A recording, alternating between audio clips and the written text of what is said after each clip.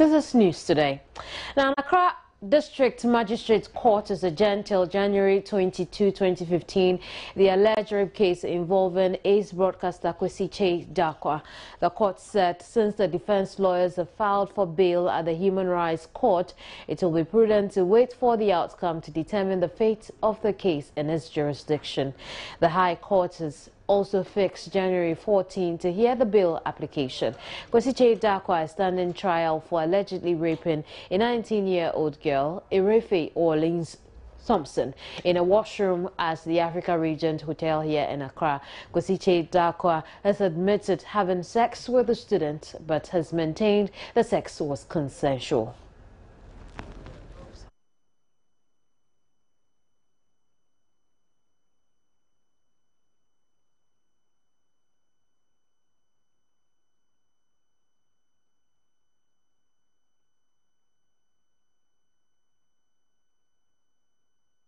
Well, away from the capital city, the Ashanti Regional Police is meeting community leaders and Fulani herdsmen at Agogo in the Asante district to find lasting solution to a protracted rift between the two, which has ended in loss of property and several lives.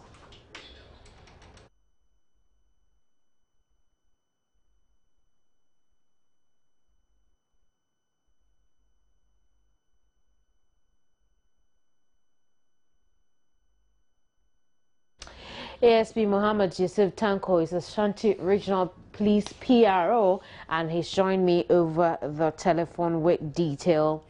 ASP, you're welcome to the program. Thank you. Share some detail of this meeting with us. Yeah, good afternoon to you all. Yeah, as I speak to you, we are at Agogo in the Asante North District. And what is happening is that the regional command has moved here to speak to the community, that is the Agogo community, listen to their part so far as their conflict with Fulani herdsmen in the district is concerned. We held a debate with them. They told us the difficulties that they are allegedly going through in the hands of the Fulani herdsmen. They've shown us pictures of farms that have been destroyed allegedly by Fulani herdsmen and other atrocities that they allege have been committed by the Fulani herdsmen. We've now moved to another part of the Agogo township where we are holding a meeting with the representatives of the Fulani herdsmen to listen to them and also hear what they also have to say concerning their role in that conflict. So as of now, the meeting with the Fulani herdsmen is ongoing and is chaired by the regional commander, DCOP, Mr. Kofi Boache.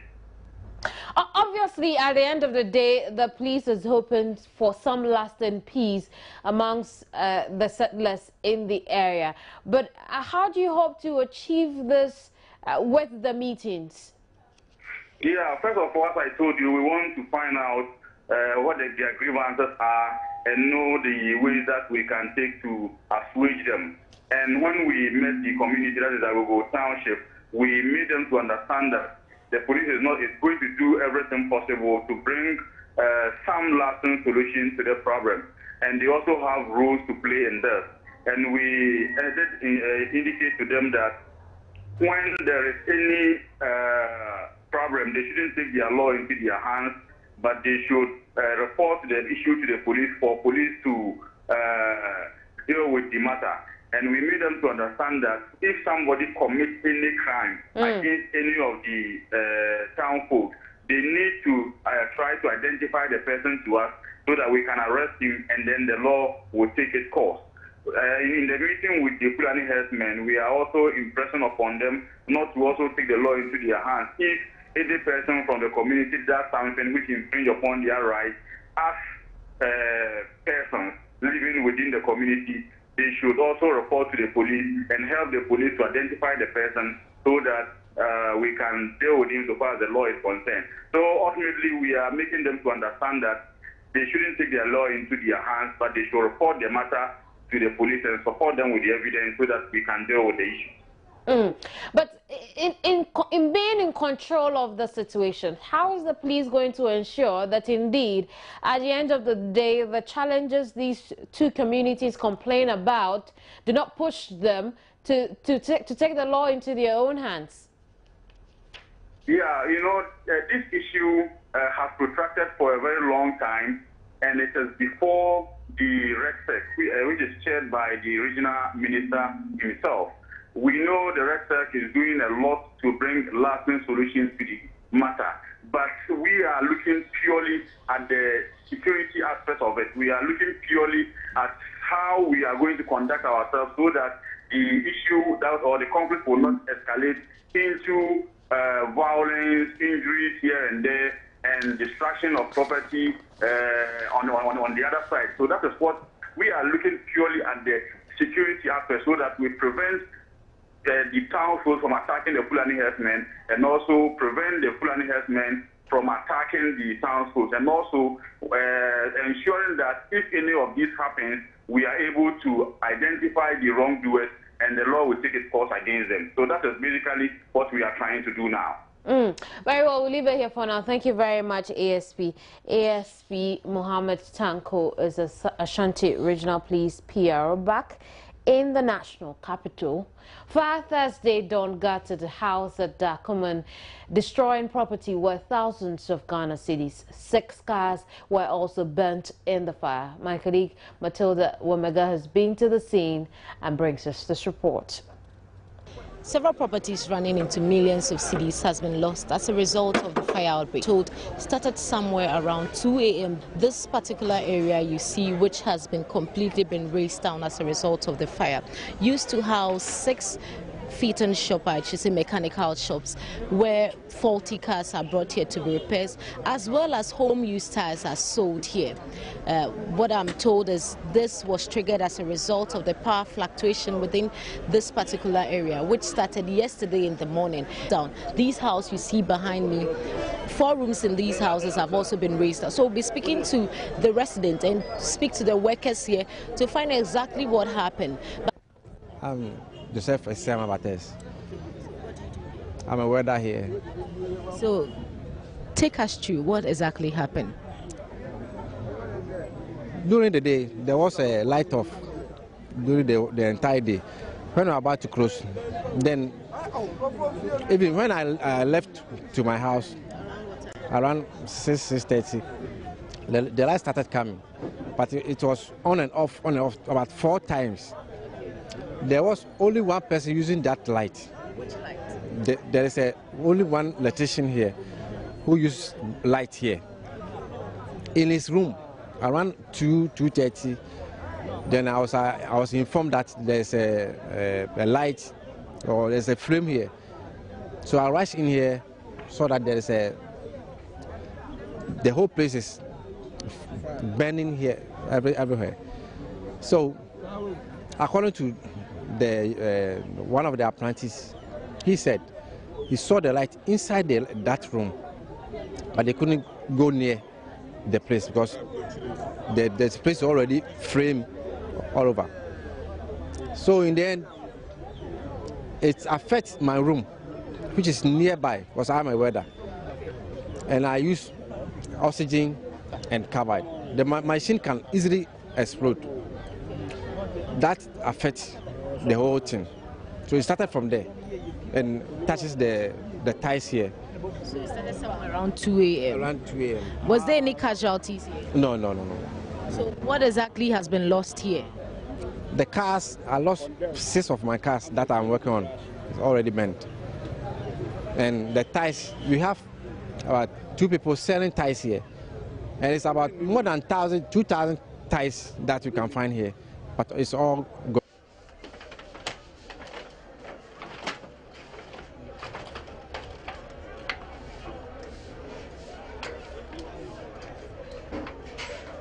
The National Health Insurance Authority says it plans to improve on services this year.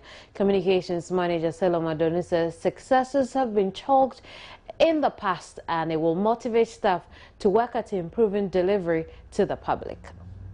the scheme is seeing a lot of growth. The biometric system is there to clean up our database. So by the end of 2015, we expect to see a cleaner database, which means that a lot of the duplications in our database will be done away with. So that will be the game changer in our view. The biometric system you're running is a game changer for the NHIS. This year, for example, we are operationalizing or we are including prostate cancer, family planning, and mental health, in the benefit package of the NHIS. So this year has a lot of good things. This year we are expanding the coverage of capitation to a lot of the regions in Ghana, and we hope how many regions do you hope to do this year? By the first quarter, we hope to roll out to 3 regions: Upper East, Upper West, and Volta. From that, we'll keep rolling out to the whole country is covered. I cannot say that the whole country will be covered by the end of the year, but we have a target, very ambitious target, to ensure that a huge part of the country is covered before the year ends. So, I mean, these are really good times. How about financing this year? Last year it wasn't as exciting as we would wish. How about financing this? Well, I mean, I think last year was a difficult year for everybody in Ghana, and the NHIS was no exception. Everybody in Ghana had a difficult time. So we only hope that as things keep picking up, we will not also suffer. You must know that the NHIS depends also on taxes. So if taxes are not collected the way they have to be collected, the NHIS will suffer. That will be one of some of the ripple effects of something that happens in another sector. So that is how it works. We hope that this year a lot of those things will not happen. We hope that this year things will be better, as we've been promised by many people. So that is where we are now. Financing, yes, it's an issue because the scheme is growing. The scheme started with just about 1 million people. As we speak, we have 10 million people. It has implications on a cost structure. I wanted us to end this conversation, but my attention has just been drawn to the fact that indeed the NHIS did meet.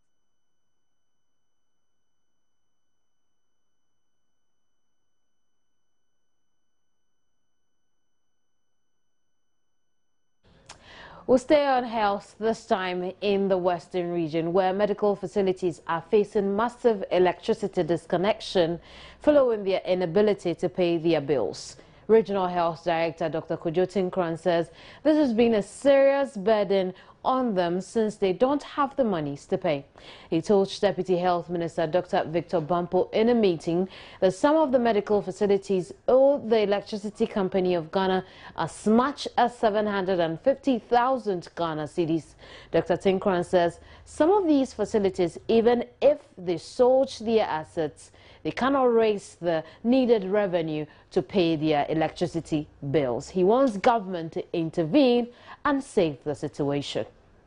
Most of our hospitals are postpaid, but for the DHs, they are prepaid.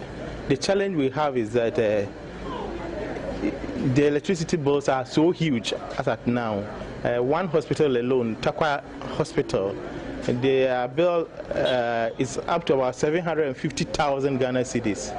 Yes, and that is a challenge. And the electricity company is threatening them of mass disconnection. And that is the challenge, because there's a need to intervene. There's no way that all the facilities can pay for the bills that have been submitted by. So basically, the hospitals are cash trapped to pay these bills. Definitely, they can't pay. They can't pay because if one facility is to pay close to 750,000 Ghana cedis, you know that that's not possible.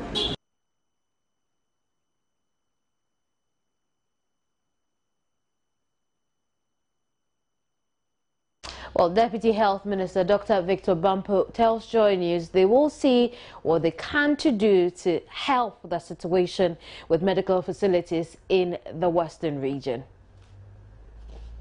And that's something that predates both my minister and I, but it's a concern that I will take up to my minister, and then we will discuss it with the senior membership of the Ministry of Health and see how best we can deal with it. I know that's a tough one, but I don't have the answers now as we speak.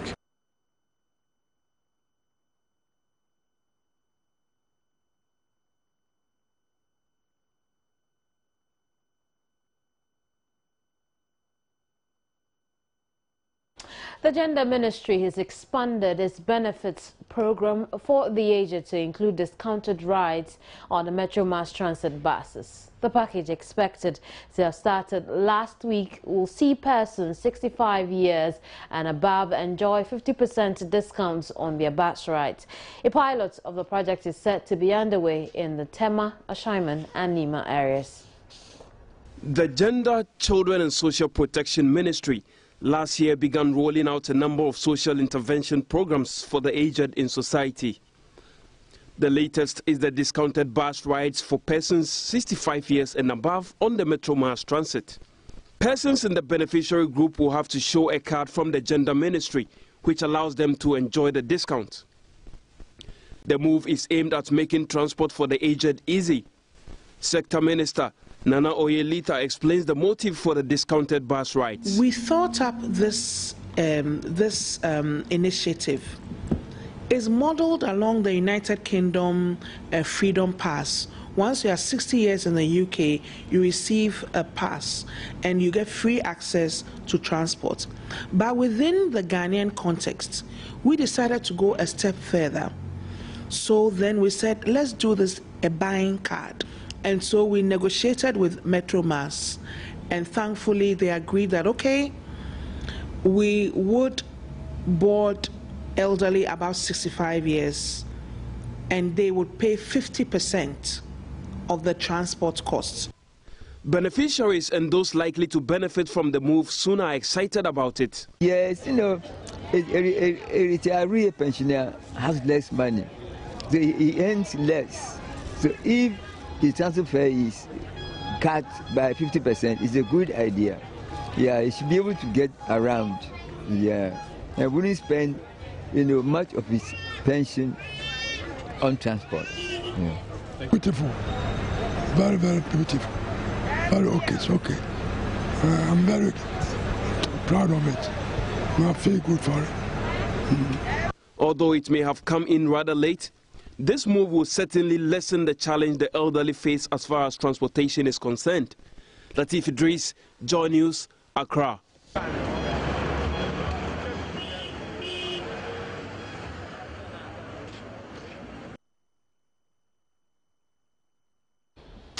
A 5-member committee is set to investigate allegations of corruption and abuse of office against Commissioner of Human Rights and Administrative Justice Loretta Lamte.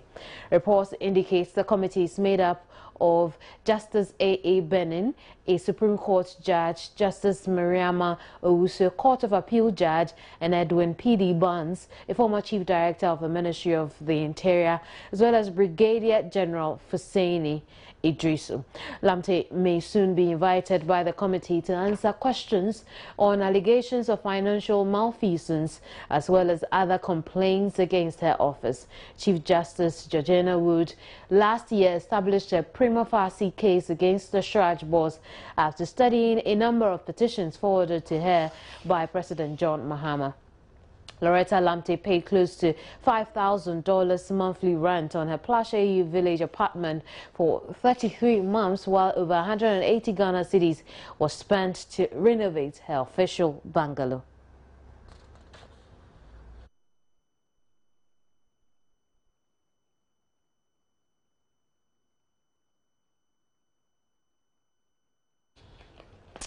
Well, let's talk about the energy sector, and you may well know that the Tema oil refinery will soon resume operations. Now, Joy News has been interacting with the communications manager with the Tema oil refinery, Abba Loko, on what the Ghanaian people can expect from the resumption of operations at the refinery.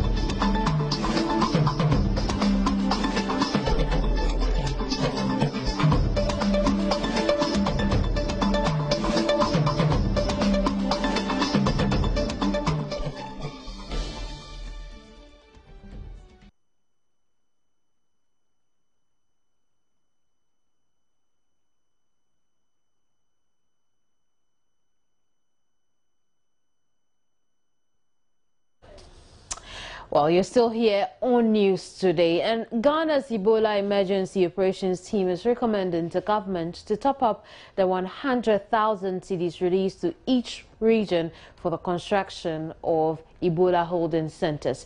The team has been touring some border towns in the western region, identifying gaps and other challenges our emergency preparedness plans are facing and how these gaps can be fixed. Leader of the team, Deputy Health Minister Dr. Victor Bampo, says besides the additional money needed to speed up the construction of holding areas, they have also established more immigration officers who would have to be trained on the deadly disease in order to equip them screen people better.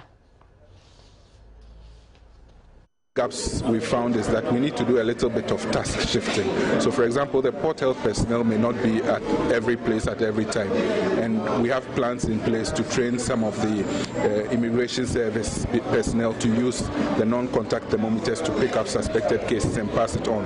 For example, the port health people may not go to all the unapproved routes, so when the immigration colleagues go, they can either bring them to the port health or do the initial screening. So now we are going to get immigration officers to also do the screening, or what? That's something that we've already discussed with Dr. Redu at headquarters level. As you know, immigration is a key part of the interministerial group, and we've talked about it.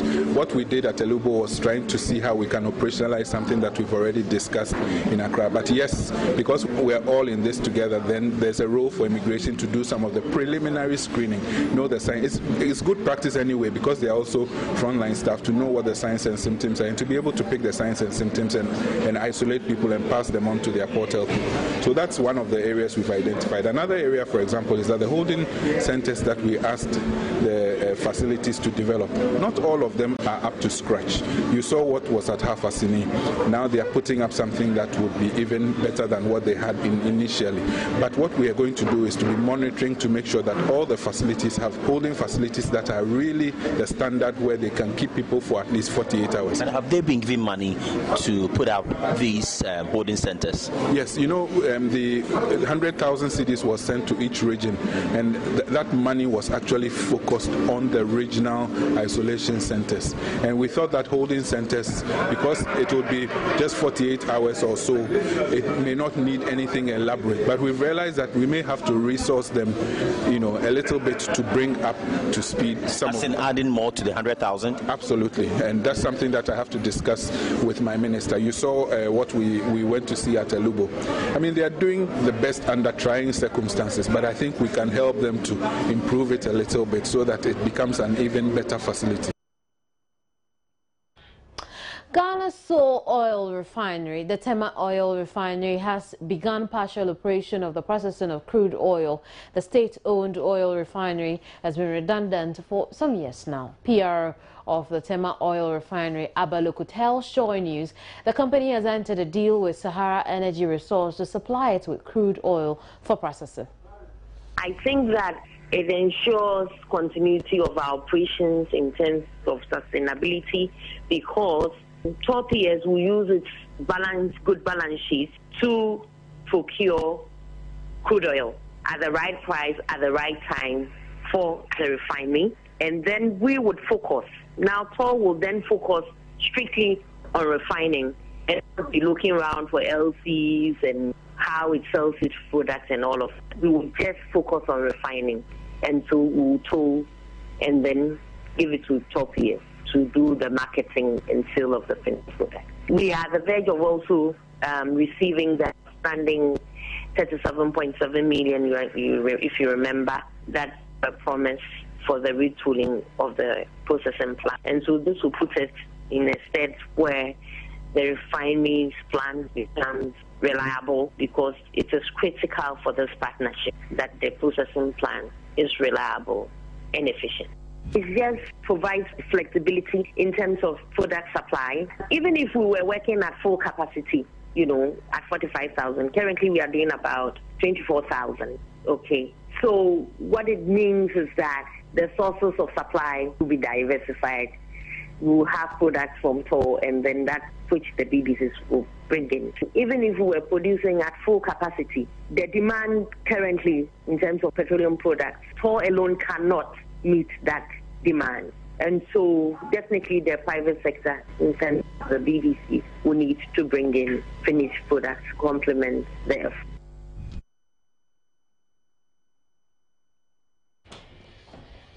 As it is, this is news that will excite a particular group of people, the bulk oil distribution companies. And CEO of the chamber, Senyo Hosi, says the move will benefit both consumers and industry players. As a matter of fact, it is great news, and we are always happy to have Tom back on the block. There's no reason why we should be dealing with international risk when we can actually localize our risk and minimize our trade risk exposure. So it's a good thing, but we also should realize that the market still needs some imports, and I think Abaloko made some reference to that. At 25,000 barrels a day, that may just mean about 33% of the market demand will be met through toll. So we'll have about 67% that we'll have to look outside for. No, I'm saying that you still have 67 to import, and we'll still be taking from toll. One thing that most people don't know is that almost 100% of toll's revenue today comes from BDC activities. And anytime toll produces, we are their primary off-takers.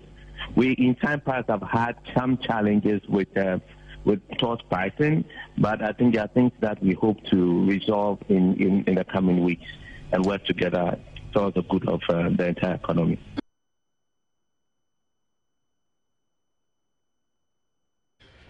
How do we sustain the now revamped, partially, Tema oil refinery? Director of Policy and Research at the Africa Center for Energy Policy, John Peter Meu, tells me government must end its interference in the management of the facility. He also urged the Tema oil refinery to be strategic on pricing if it is to sustain its operations.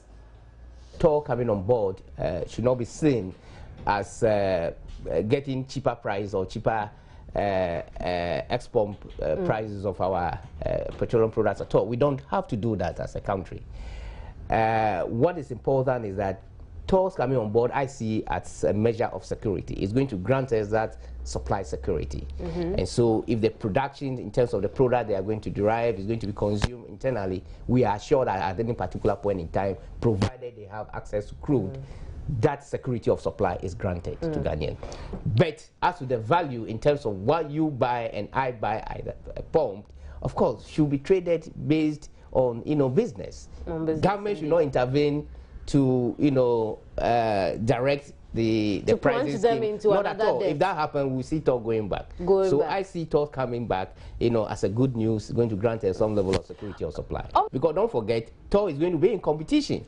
What toll is producing now, if it's going to be consumed internally, okay, it will be sold to the BDCs or directly to the oil marketing companies. Some of the BDCs are also bringing the product directly, beyond toll's control.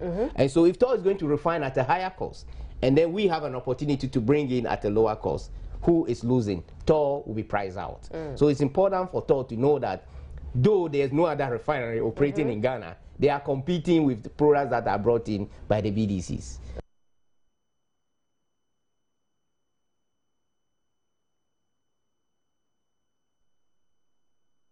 Standard Chartered has said it will shut its equities business and axe jobs in a continued effort to cut costs and boost profits. The Asia-focused lender said on Thursday the move would help it save some $100 million, or £66.2 million in 2016.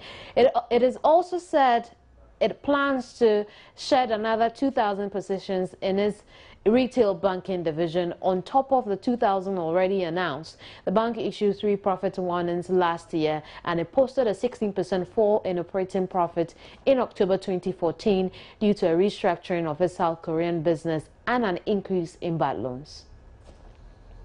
Well, that's it for the segment. I'll be right back with some more. Don't go away. and technical director at the Ghana Football Association. Now let's switch from football to boxing. An undefeated cruiserweight boxer, Braimah Kamoko, insists he's innocent of all charges leveled against him in the lead-up to his arrest 2 nights ago. Kamoko was released from police custody yesterday after he was detained following a scuffle with a group he accused of singing derogatory songs about his wife. He spoke exclusively to Joy News. You know that this year I'm a big man. Every year we celebrating our New Year, and my people they make jama in the area. That always they insult the big men in our area. It's not fine. They insult Romo, they insult Ohini, they insult Woye. It's not fine. Always they do that things, and I call my people to stop him. And they started throw and everything. And me too, I call my Buko boy to stop him. Okay, they started throwing stones at you. And they insulting my wife. They started insulting my wife. Now, it's my wife. I don't allow anybody to insult my wife. Well, they face them because we are all women and men. Yeah.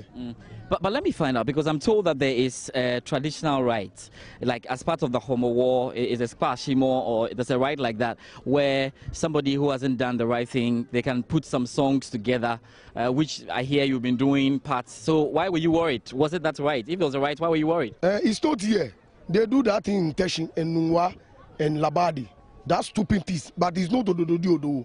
Odododio, that is, we don't do that thing. That they want to copy the Teshi people. But here, I'm the strong man here. I don't allow anybody to insult people's ears. You understand?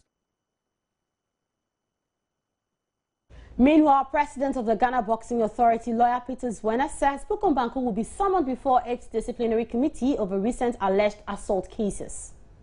I think that it's gotten to a point where we will have to invite him, even though, as I said, those previous cases have not been taken to their logical conclusion. We will have to invite him and let him know that his activities are an embarrassment to the sport and the profession, and warn him of the possible dangers. Like I said, you could find yourself on the wrong side of the law. Some of these activities are downright criminal. They are criminal activities. There's a criminal code which, dictates what should be done in these instances. And if you think that you are a popular boxer or you are above the law, you may be mistaken. That is when you come within the grips of the law, you know that the law works and bites.